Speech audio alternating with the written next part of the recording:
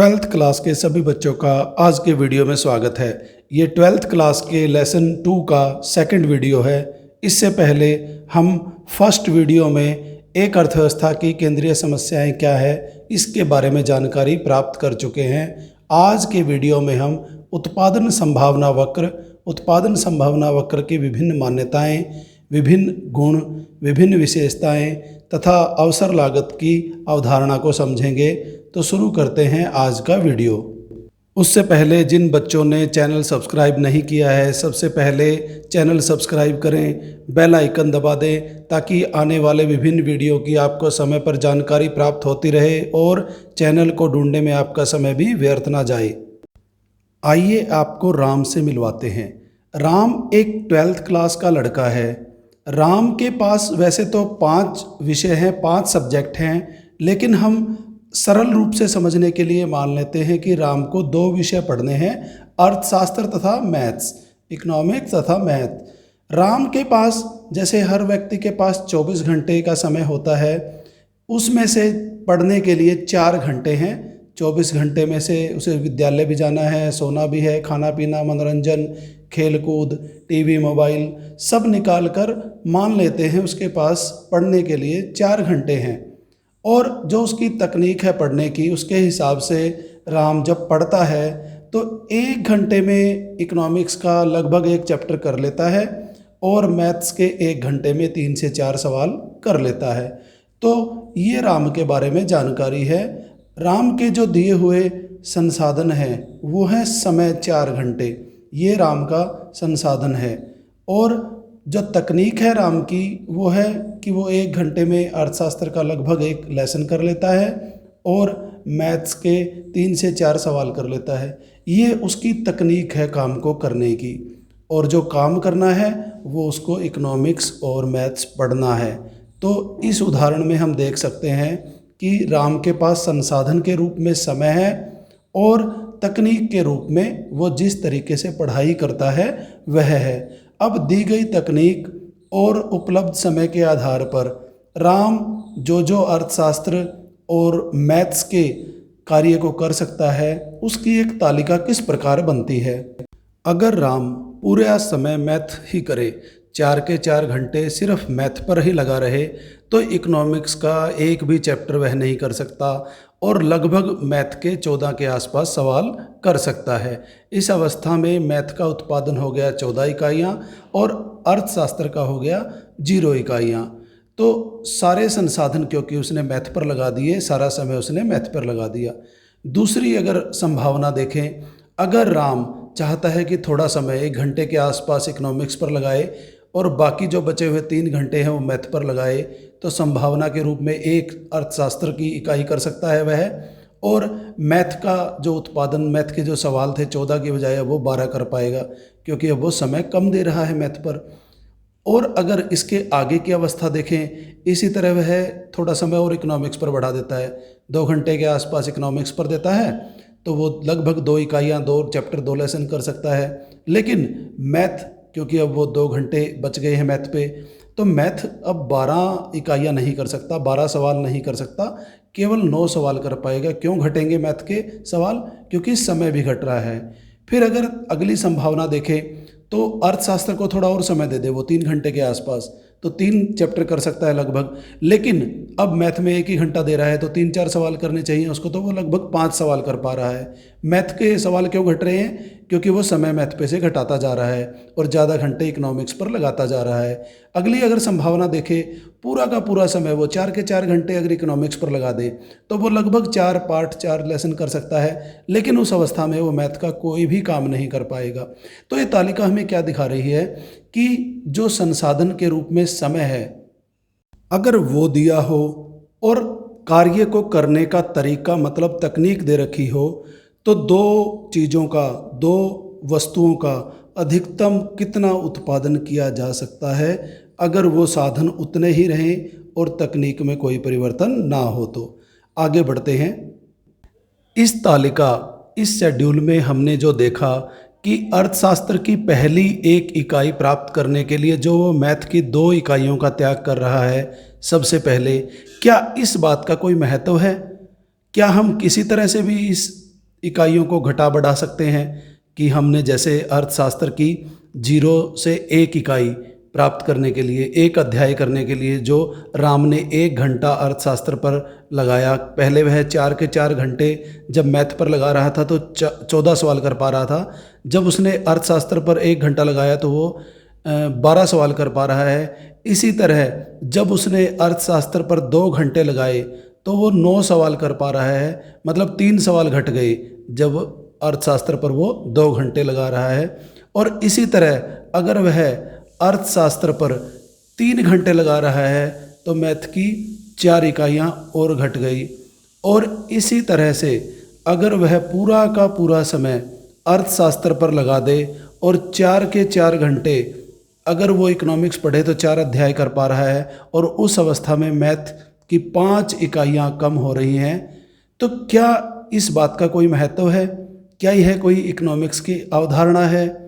तो यह एक इकोनॉमिक्स की बहुत ही महत्वपूर्ण अवधारणा है। और हम देख रहे हैं कि इकोनॉमिक्स की हर एक अतिरिक्त इकाई एक्स्ट्रा प्राप्त करने के लिए जो मैथ्स की इकाइयां हैं उनका जो वो त्याग करता जा रहा है वो हर बार बढ़ती जा रही है।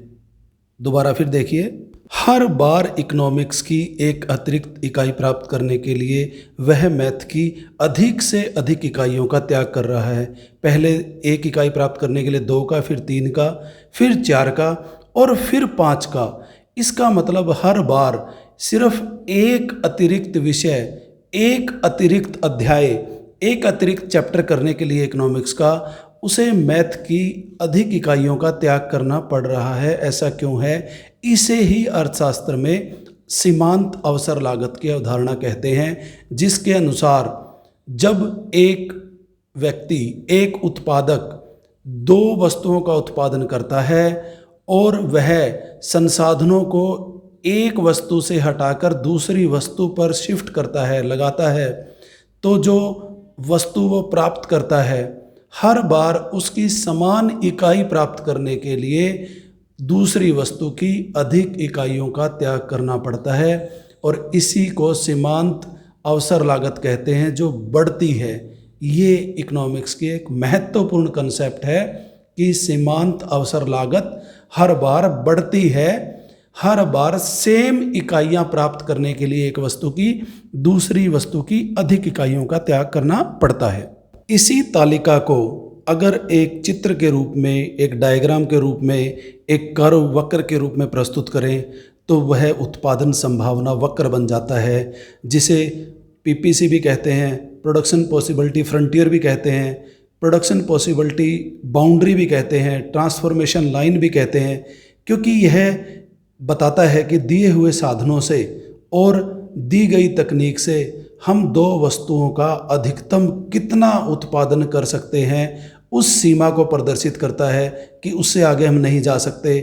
तो वह एक प्रोडक्शन पॉसिबिलिटी, एक उत्पादन की संभावना के रूप में प्रदर्शित किया जाता है। राम के इस उदाहरण द्वारा उत्पादन संभावना वक्र का परिचय प्राप्त करने के बाद हम ये कह सकते हैं कि अगर राम ये चाहता है कि उसका अर्थशास्त्र और मैथ्स का किसी भी विषय का कार्य बढ़े या उत्पादन बढ़े तो वो तभी संभव है या तो उसकी तकनीक मतलब अर्थशास्त्र और मैथ्स पढ़ने का तरीका ऐसा बदल जाए कि अब वो 1 घंटे में अर्थशास्त्र का 1 से ज़्यादा अध्याय कर पाए और मैथ्स के 3 से 4 सवाल से ज़्यादा सवाल कर पाए। या तो ये तरीका है, या दूसरा तरीका है जो समय उसके पास संसाधन के रूप में 4 घंटे हैं, उसकी बजाय उसके पास समय बढ़ जाए, अर्थात संसाधन या साधन बढ़ जाए। तो या तो संसाधन बढ़ें या फिर तकनीक में परिवर्तन हो। इन दोनों में से एक वजह या दोनों की वजह से उत्पादन की संभावना बढ़ सकती है, या ये कह सकते हैं कि उत्पादन दोनों वस्तुओं का बढ़ सकता है। इस उदाहरण से इस सारे टॉपिक को समझकर हम अब आगे बढ़ते हैं। अब हम उत्पादन संभावना वक्र को परिभाषित करते हुए कह सकते हैं कि एक ऐसा बिंदु पथ जो 2 वस्तुओं के उन विभिन्न संयोगों को दिखाता है जो दी हुई तकनीक से तथा उत्पादन के दिए हुए साधनों का पूर्ण रूप से प्रयोग करके प्राप्त किए जा सकते हैं। और एक उत्पादन संभावना अनुसूची है जो उसके आधार पर ये वक्र हमने निर्माण इसका किया है, ड्रॉ किया है। तो हमने देखा कि दो वस्तुएं गेहूं और कपड़ा, उसके उत्पादन की 4 विभिन्न संभावनाएं हैं ABCD। सबसे पहले जब सारे साधन हमने कपड़े पर लगाए हैं तो कपड़े का अधिकतम उत्पादन 12 गांठें होता है, उस अवस्था में गेहूं का उत्पादन 0 है। फिर जब हमने गेहूं पर थोड़े संसाधन शिफ्ट कर दिए कपड़े से हटाकर, तो कपड़े का उत्पादन घटकर 10 रह गया और गेहूं का बढ़कर 2 हो गया। इसी तरह से हमने कुछ और संसाधन कपड़े से हटाकर गेहूं पर लगाए तो उसका उत्पादन बढ़कर 4 और फिर 6 हो गया। और अंत में हमने देखा जब सारे संसाधन कपड़े पर से हटा दिए तो कपड़े पर कोई भी साधन नहीं लगा हुआ, तो इसलिए उसका उत्पादन 0 हो गया। और सारे साधन हमने गेहूं पर लगा दिए तो गेहूं का अधिकतम उत्पादन 6 है। तो ये गेहूं और कपड़े के अधिकतम उत्पादन और विभिन्न संभावनाओं को दिखाता है। ये एक उत्पादन संभावना अनुसूची टेबल है। आगे हम बात करते हैं PPC की मान्यताएं। उत्पादन संभावना वक्र में हम क्या क्या बातें ये मान के चल रहे हैं कि इनमें परिवर्तन नहीं होगा। तो सबसे पहले मान्यता है 2 ही वस्तुएं। तो उत्पादन को, इस अध्ययन को आसान बनाने के लिए PPC को हम 2 ही वस्तुओं का अध्ययन करते हैं। और जैसे हमने राम के उदाहरण में भी देखा, राम के 2 ही विषय हैं, जबकि वैसे तो वह 5 विषय पढ़ता है। तो सिंपल बनाने के लिए हम 2 वस्तुएं लेते हैं और आगे बढ़ते हैं। उत्पादन के साधन और तकनीक दे रखे हैं, स्थिर है। हम ये मान के चलते हैं अपने अध्ययन को सिंपल बनाने के लिए कि जो उत्पादन के साधन हैं भूमि, पूंजी, श्रम, उद्यम, वो जितने दे रखे हैं और तकनीक के रूप में जैसे उन साधनों को हम प्रयोग कर रखा है वो अल्पकाल में परिवर्तित नहीं होती, वो स्थिर रहती है। अगली मान्यता हम ये मान कर चलते हैं कि पूर्ण रोजगार। पूर्ण रोजगार का मतलब जो दिए गए साधन हैं उनका पूर्ण रूप से प्रयोग हो रहा है, जितने भी साधन उपलब्ध हैं, भूमि, पूंजी, श्रम और उद्यम। उसके बाद अपने अध्ययन के विषय में हम ये मान के चलते हैं कि जब हम अध्ययन कर रहे हैं, उत्पादन संभावना वक्र बना रहे हैं जब भी ये, तो वो वर्ष जब हम इसका निर्माण कर रहे हैं विभिन्न उत्पादन की चीज़ों के लिए, वो वर्ष एक सामान्य वर्ष है। ना उसमें कोई युद्ध होता है, ना वो कोई अकाल से पीड़ित वर्ष है, ना कोई वो बाढ़ से पीड़ित वर्ष है, ना किसी महामारी का वर्ष है। तो वो एक सामान्य वर्ष है। जो उसमें चीज़ हो रही है, नियम जो बन रहा है, ये हर सामान्य वर्ष में लागू होगा। कोई ऐसा वर्ष नहीं है कि जिसकी वजह से सिर्फ उसी वर्ष ये नियम बने और अगले वर्षों में लागू ना हो। उसके बाद उत्पादक विवेकशील है। उत्पादक विवेकशील से अभिप्राय है कि समझदार है, वो अधिक अपने लाभ को ज़्यादा प्रेफरेंस देता है।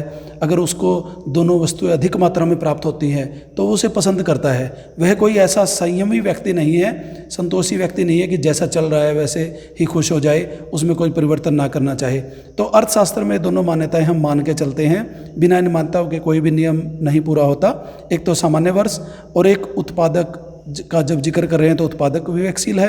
उपभोक्ता वाले चैप्टर में ये मान के चलेंगे कि उपभोक्ता विवेकशील व्यक्ति है, वो अपना भला चाहता है, अपना अधिकतम कल्याण चाहता है। आगे हम डिस्कस करते हैं उत्पादन संभावना वक्र की जो मुख्य विशेषताएं हैं उनके ऊपर, जो प्रॉपर्टीज हैं इसकी। तो सबसे पहली इसकी प्रॉपर्टी है कि उत्पादन संभावना वक्र का ढलान नीचे की ओर होता है। और दूसरी प्रॉपर्टी है उत्पादन संभावना वक्र मूल बिंदु की ओर नतोदर होते हैं, कॉनकेव टू द ओरिजिन। तो सबसे पहले तो इनका ढलान नीचे की ओर होता है और दूसरा ये मूल बिंदु के नतोदर होते हैं। तो इन दोनों बातों को हम ऐसे समझ सकते हैं कि उत्पादन संभावना वक्र जो हमें चित्र में दिखाया गया है ऐसे आकार नहीं होता, ना तो सीधी रेखा के रूप में होता है और ना ही एक जैसे हमारा बच्चों का झूलने वाला स्लाइड झूला होता है, ना उस तरह होता है और ना ही सीधी रेखा के रूप में होता है। उत्पादन संभावना वक्र एक उल्टे आधे चांद की तरह होता है। और ये क्यों होता है, ये हमने पिछले उदाहरण में डिस्कस किया था। बढ़ती हुई सीमांत लागत की वजह से होता है ये। उत्पादन संभावना वक्र का जो ढलान है वो बढ़ती हुई सीमांत अवसर लागत पर निर्भर है और इसीलिए उत्पादन संभावना वक्र मूल बिंदु के नतोदर होता है और उल्टे आधे चांद जैसा दिखाई देता है, क्योंकि दोनों वस्तुओं को इकट्ठा बढ़ाया नहीं जा सकता। अगर हम एक वस्तु का उत्पादन बढ़ाना चाहते हैं तो दूसरी वस्तु का उत्पादन हमें घटाना ही पड़ेगा।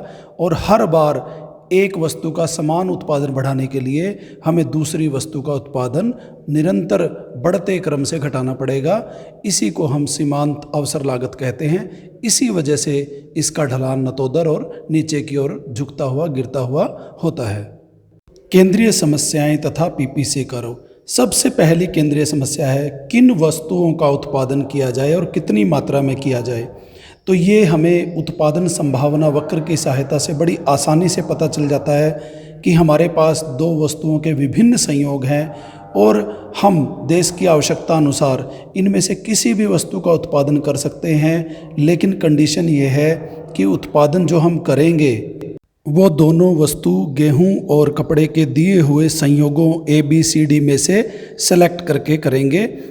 अगर हमें गेहूं की अधिकतम मात्रा चाहिए तो हम D संयोग को सेलेक्ट करेंगे और सारा उत्पादन गेहूं का करेंगे। अगर हमें कपड़ा अधिकतम मात्रा में चाहिए तो हम कपड़े की 12 इकाइयों का उत्पादन करेंगे, A संभावना को हम सेलेक्ट करेंगे। और अगर हम दोनों का मिश्रण चाहते हैं तो हम C कम्बिनेशन का भी यूज़ कर सकते हैं, जिसमें कपड़ा हम कम मात्रा में और गेहूं अधिक मात्रा में प्राप्त करेंगे, या B कम्बिनेशन भी हम चूज कर सकते हैं। तो ये कंडीशन है कि उत्पादन की 4 संभावनाओं में से हम दोनों वस्तुओं में से किस वस्तु का उत्पादन करें और कितनी मात्रा में करें। इसी प्रकार हम विभिन्न वस्तुओं के जो अर्थव्यवस्था में वस्तुएं हैं उनके उत्पादन संभावना वक्र बनाकर और उनमें से सेलेक्ट कर सकते हैं कि कौन सी वस्तुओं का उत्पादन करें और कितनी मात्रा में करें। अगली जो केंद्रीय समस्या है कि उत्पादन कैसे किया जाए, उसका भी हम पीपीसी कर्व में सिर्फ दिखाकर बेहतर ढंग से सिर्फ इतना बता सकते हैं कि उत्पादन के जो ABCD 4 पॉइंट्स हैं उनसे नीचे हम उत्पादन नहीं करेंगे। उस उत्पादन संभावना वक्र के ऊपर चाहे हम A पॉइंट पर उत्पादन करें, चाहे B पर, चाहे C पर, चाहे D पर, किसी भी संभावना में से एक संभावना को सेलेक्ट कर सकते हैं। उत्पादन की सबसे बेहतर तकनीक वही है जो हमें उत्पादन संभावना वक्र की लाइन के ऊपर हमें लेकर जाए।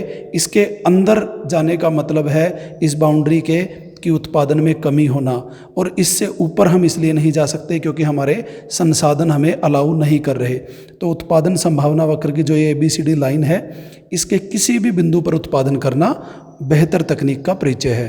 इससे अगली केंद्रीय समस्या जो है साधनों का पूर्ण प्रयोग। तो एक ही चित्र दिखाकर हम सारी केंद्रीय समस्याएं समझा सकते हैं। बार बार इसीलिए मैं एक ही चित्र का प्रयोग कर रहा हूं। चित्र के माध्यम से हम देख सकते हैं दोबारा फिर वही बात कि उत्पादन संभावना वक्र की जो लाइन ABCD है, जो बाउंड्री है, अगर हम उसके ऊपर कहीं पर भी किसी भी बिंदु पर, ये सारा बिंदु पथ है, किसी भी बिंदु पर उत्पादन करते हैं तो साधनों का पूर्ण प्रयोग हो रहा है। केवल एक ही चित्र के माध्यम से हम सभी केंद्रीय समस्याओं को समझ सकते हैं। तो हम समझते हैं कि किन वस्तुओं और सेवाओं का उत्पादन किया जाए, कितनी मात्रा में, ये भी हम जो उत्पादन संभावना वक्र का ABCD ये जो बिंदु पथ है इस पर से डिसाइड कर सकते हैं। किस प्रकार किया जाए, तकनीक कौन सी हो, तकनीक का चुनाव भी इसी चित्र के माध्यम से हम सेलेक्ट कर सकते हैं कि कोई भी बिंदु जो ABCD पर स्थित है उस पर अगर हम उत्पादन करते हैं तो वो बेहतर तकनीक है। और कोई भी ऐसी तकनीक जिससे हम उत्पादन संभावना वक्र के अंदर स्थित किसी बिंदु पर उत्पादन पर पहुंच गए हैं, जैसे इस चित्र में बिंदु F दिखाई दे रहा है, तो यहाँ साधनों का पूर्ण प्रयोग नहीं हो रहा। ये तकनीक बेहतर नहीं है, हमें इस अवस्था में यहाँ उत्पादन नहीं करना चाहिए। केवल वही तकनीक बेहतर है जो A से D पर जो ये बिंदु पथ है, जो ये रेखा है, इस पर स्थित किसी बिंदु पर उत्पादन हो रहा है। इसी चित्र में ABCD से बाहर स्थित, उत्पादन संभावना वक्र से बाहर स्थित एक बिंदु E है जो हम प्राप्त नहीं कर सकते क्योंकि हमारे साधन हमें ऐसी अनुमति नहीं देते और ना ही तकनीक। तो केवल हम अधिकतम जो उत्पादन कर सकते हैं वो A बिंदु से लेकर और ये BCD बिंदु जो बिंदु मार्ग है इस पर स्थित किसी भी बिंदु का चुनाव कर सकते हैं विभिन्न संयोगों में से। वही इन्हीं प्रकार से हम केंद्रीय समस्याओं में समाधान कर सकते हैं, इन्हीं वस्तुओं और सेवाओं का उत्पादन कर सकते हैं। इसी तकनीक का इस्तेमाल करेंगे और इसी तरह साधनों का पूर्ण प्रयोग होगा। आगे हम बात करते हैं साधनों के विकास की। साधनों के विकास से हमारा अभिप्राय है कि जो भूमि, पूंजी, श्रम, उद्यम या तो वो साधन पहले से अधिक मात्रा में उपलब्ध हो जाएं। तो जैसे हमने राम के उदाहरण में देखा था, उसके पास साधन के रूप में 4 घंटे का समय था और अब वो 4 घंटे से अगर बढ़ जाए, 6 घंटे, 7 घंटे ज़्यादा हो जाए, तो साधनों के बढ़ने से दोनों ही वस्तुओं का अधिकतम उत्पादन बढ़ जाएगा और हमारा जो उत्पादन संभावना वक्र है वो दाईं तरफ या ऊपर की तरफ या बाहर की तरफ सरक जाएगा, खिसक जाएगा दोनों तरफ से। तो इसे हम कहते हैं उत्पादन संभावना वक्र में खिसकाव या स्थान परिवर्तन या शिफ्ट, और दोनों वस्तुओं का ही उत्पादन बढ़ जाएगा। तो राम के उदाहरण से भी इसको समझ सकते हैं और इस वर्तमान उदाहरण में भी हम देख सकते हैं कि अगर भूमि, पूंजी, श्रम, उद्यम उत्पादन के साधन अगर हमारे बढ़ जाएं तो कपड़े का भी उत्पादन बढ़ जाएगा और गेहूं दोनों का ही उत्पादन बढ़ जाएगा। इसे साधनों का विकास भी कह सकते हैं और उत्पादन संभावना वक्र में दाईं तरफ खिसकाव भी। और इससे उल्टा अगर साधन कम हो जाएं, तो जैसे राम 4 घंटे पढ़ता है, 4 की बजाय अगर 2 घंटे पढ़ेगा, तो फिर जो उत्पादन की संभावना है दोनों वस्तुओं की वो घट जाएगी और जो उत्पादन संभावना वक्र है उसमें अंदर की तरफ वो सरक जाएगा या नीचे की तरफ या बाईं तरफ सरक जाएगा, क्योंकि दोनों ही वस्तुओं का उत्पादन घट जाएगा। अब एक ऐसी स्थिति की कल्पना करते हैं कि राम के उदाहरण में मान लीजिए राम अब जो मैथ्स की प्रैक्टिस करता है उसकी वजह से उसकी मैथ की तकनीक बदल गई है, मैथ में उसका प्रदर्शन बेहतर हो गया है और अब वो मैथ के 1 घंटे में जो पहले 3 से 4 सवाल करता था अब उसकी जगह 5-6 सवाल कर लेता है। तो इसका क्या प्रभाव पड़ेगा उत्पादन संभावना वक्र पर?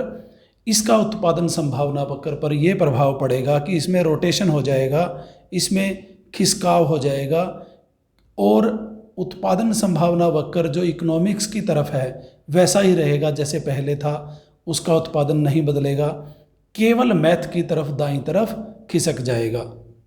इसके विपरीत अगर राम अब इकोनॉमिक्स में बेहतर तकनीक अपनाकर बेहतर प्रदर्शन करता है, मैथ में तकनीक में कोई सुधार नहीं होता, इकोनॉमिक्स में अब वो 1 घंटे में 1 चैप्टर के बजाय 1 से ज़्यादा चैप्टर कर लेता है, तब इसके विपरीत क्या होगा, जो मैथ की तरफ है उत्पादन संभावना वक्र उसमें कोई परिवर्तन नहीं होगा, वो ऐसा ही रहेगा और इकोनॉमिक्स की तरफ वाला जो उत्पादन संभावना वक्र का सिरा है वो दाईं तरफ शिफ्ट हो जाएगा, उसको रोटेशन कहते हैं। और जो उत्पादन संभावना वक्र है उसमें एक ही वस्तु या एक ही चीज़ की जब तकनीक में परिवर्तन होता है तो एक ही तरफ घुमाव हो जाता है, एक ही तरफ रोटेशन हो जाता है, दूसरी तरफ कोई परिवर्तन नहीं होता।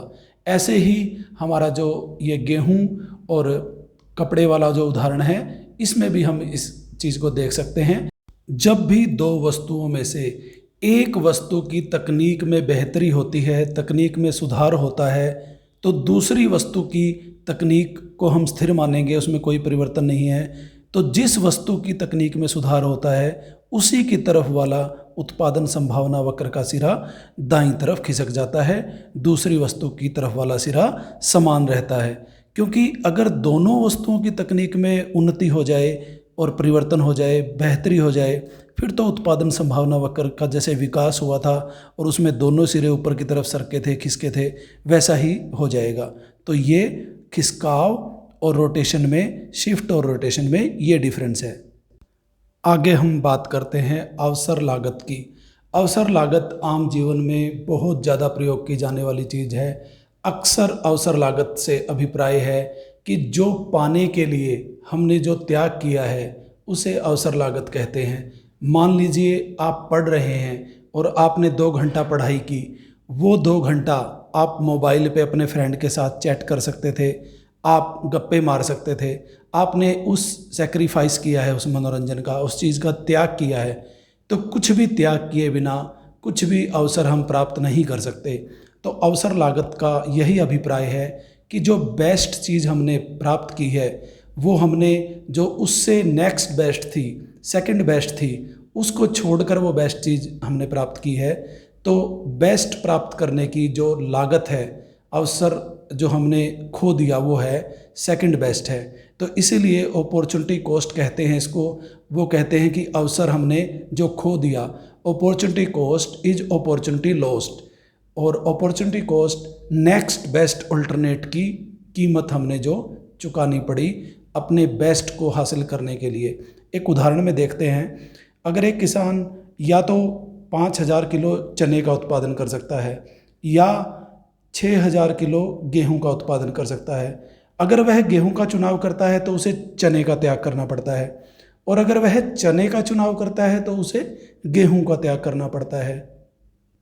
तो इस प्रकार जिस भी वस्तु को प्राप्त करने के लिए वह दूसरी जिस वस्तु की मात्रा को त्यागता है तो वह प्राप्त की गई वस्तु की अवसर लागत है। अगर वो चना प्राप्त करने के लिए गेहूं का त्याग करेगा तो चने प्राप्त करने की अवसर लागत गेहूं की वो मात्रा है जो उसे त्याग करनी पड़ रही है। हम देखते हैं आम जीवन में, अगर एक आदमी नौकरी कर रहा है और वहाँ पर उसको 25,000 रुपये पर मंथ सैलरी मिल रही है, तो हो सकता है पहले वो कोई ऐसी नौकरी छोड़ के आया हो जहाँ उसे 20,000 रुपये प्रति माह सैलरी मिल रही हो, तो वो जो 20,000 उसका जो सेकंड बेस्ट अल्टरनेट है वो त्याग करके फिर उसने 25,000 की नौकरी प्राप्त की। तो इसलिए 25,000 रुपये की नौकरी प्राप्त करने की अवसर लागत 20,000 रुपये की वो नौकरी है जो उसने छोड़ दी। आगे हम बात करते हैं सीमांत अवसर लागत की।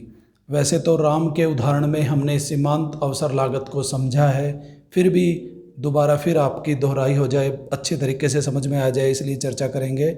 सीमांत अवसर लागत से अभिप्राय है हर बार जो चीज़ हम प्राप्त करते हैं उसके बदले में जो चीज़ हम त्याग करते हैं, दोनों का अनुपात।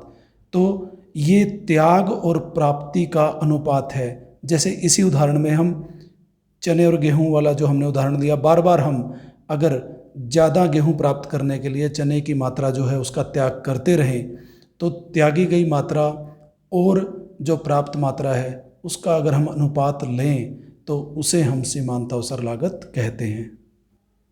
राम वाले उदाहरण में हमने उत्पादन संभावना वक्र में और तालिका में देखा कि किस प्रकार सीमांत अवसर लागत का प्रयोग किया गया है और कैसे अर्थशास्त्र की प्रत्येक एक इकाई को बढ़ाने के लिए मैथ्स की अधिक से अधिक इकाइयों का त्याग करना पड़ रहा है। पहले एक इकाई के लिए 2 का, फिर 3 का, फिर 4 का, फिर 5 का। तो अगर हम इसी के द्वारा सीमांत अवसर लागत को ज्ञात करना चाहें तो हम जो त्यागी गई इकाइयां हैं मैथ्स की और इकोनॉमिक्स की जो प्राप्त किए गए लाभ हैं उनको अगर अनुपात के रूप में प्रकट करें तो हम सीमांत अवसर लागत को प्रकट कर सकते हैं। तो त्याग हम देख रहे हैं बढ़ रहा है लगातार 2, 3, 4, 5। लाभ हर बार 1 इकाई बढ़ाने के लिए जो त्याग और लाभ का जो अनुपात है अगर हम उसको प्रदर्शित करें तो वो हमारी सीमांत अवसर लागत बन जाता है। तो हम देख रहे हैं कि सबसे पहले जो त्याग है वो 2 इकाइयों का है, फिर उसके बाद त्याग 3 इकाइयों का है, फिर 4 इकाइयों का है और फिर 5 इकाइयों का है। तो इसे अगर हम अनुपात रूप में प्रकट करें तो नीचे हर बार 1 ही है लाभ, क्योंकि हर बार सेम है 1 ही इकाई का। तो इस तरह से हम सीमांत अवसर लागत को प्रकट कर सकते हैं 2/1, 3/1, 4/1, 5/1 के रूप में। तो पूरा वीडियो देखने के लिए धन्यवाद। Please like, share, subscribe my channel.